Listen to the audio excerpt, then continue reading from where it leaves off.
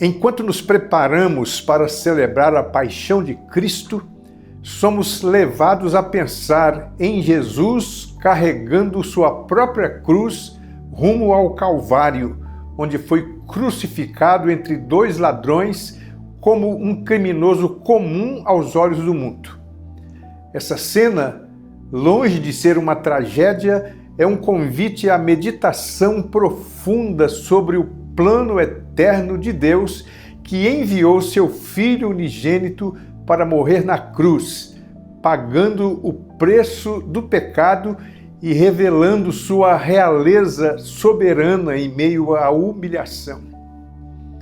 Observe como o apóstolo João, em seu evangelho, descreve a cena da crucificação. Jesus, carregando ele mesmo a sua cruz, saiu para o lugar chamado Calvário, Gólgota em hebraico. Ali o crucificaram e com ele outros dois, um de cada lado e Jesus no meio. Pilatos escreveu também um título e o colocou no alto da cruz. E o que estava escrito era: Jesus Nazareno, o Rei dos Judeus. Esse texto nos transporta ao coração da paixão de Cristo, onde Jesus carrega a sua própria cruz rumo ao Gólgota e é crucificado entre dois ladrões, e tem o título Rei dos Judeus colocado no alto de sua cruz.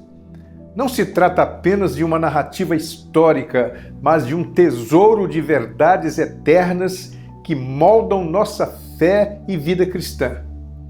Diante desse texto, a primeira verdade a ser ressaltada é a obediência voluntária de Jesus se propondo a carregar a cruz, evidenciando com isso sua submissão total à vontade do Pai.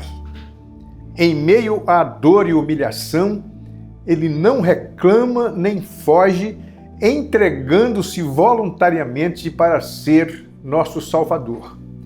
Como afirma Paulo em sua epístola aos Filipenses, ele se humilhou, tornando-se obediente até a morte, e morte de cruz. O próprio Jesus, no contexto de sua fala sobre o bom pastor, contrasta seu pastoreio sacrificial com os falsos líderes que abandonam as ovelhas, revelando a natureza voluntária de sua morte e deixando claro que ele não foi vítima de um destino imposto, mas se entregou como um ato soberano de amor. Ele disse: "Ninguém tira a minha vida, eu a dou de mim mesmo." Aqui Jesus deixa claro que nem Pilatos, nem os líderes judeus, nem a multidão tinham poder real sobre ele. A cruz era a escolha sua. Assim, ele transforma a humilhação romana em trono de redenção, cumprindo o plano eterno de salvação. Outra verdade profunda que merece destaque é a identificação de Jesus com os pecadores. Crucificado no meio de dois ladrões, Jesus cumpre a profecia de Isaías: "Foi contado com os transgressores." Ao ser colocado entre criminosos comuns, o Filho de Deus se identifica plenamente conosco, assumindo o lugar de culpa para nos resgatar. Um ladrão se arrepende e é levado ao paraíso, o outro rejeita e perece. Essa cena revela o coração da cruz. Jesus, como centro da redenção, estende graça a quem se volta para ele e transforma o Gólgota em trono de salvação, onde o Rei dos Reis reina pelo sacrifício. Em terceiro lugar, o texto faz referência à realeza de Jesus. O título escrito por Pilatos, Rei dos Judeus, parece zombaria, mas proclama proclama uma verdade incontestável e eterna.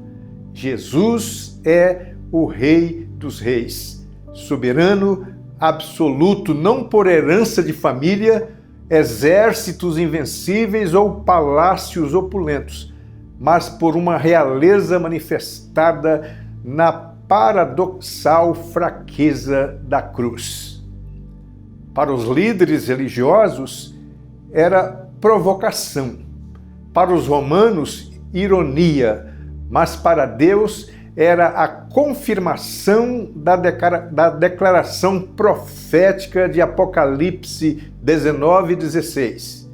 Rei dos reis e Senhor dos senhores. O título dado por Pilatos nos remete a um momento do julgamento quando Jesus afirmou: o meu reino não é deste mundo. Se o meu reino fosse deste mundo, os meus ministros se empenhariam por mim, para que eu não fosse entregue aos judeus. Mas agora o meu reino não é daqui.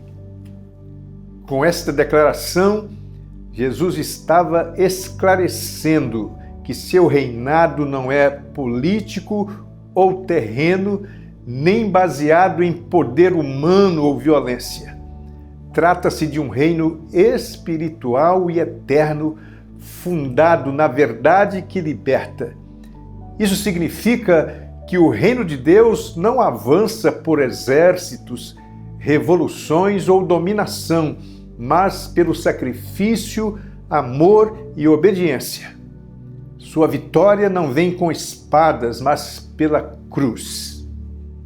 Historicamente, a crucificação era o ápice da humilhação romana, mas Jesus inverteu essa lógica. Ele transformou o instrumento de execução e vergonha pública em trono de sua realeza eterna. Mesmo carregando sua cruz e sendo crucificado entre ladrões, ele é exaltado com seu título soberano proclamado.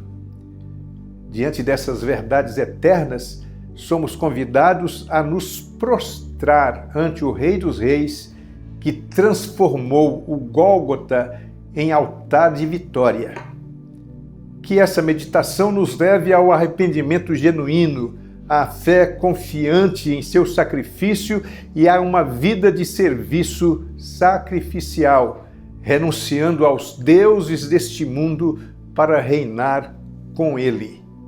Assim como o ladrão arrependido, entramos no paraíso pela graça e nos qualificamos para proclamar o senhorio de Cristo, sendo testemunhas do seu poder e entendendo que sem a cruz não haveria salvação.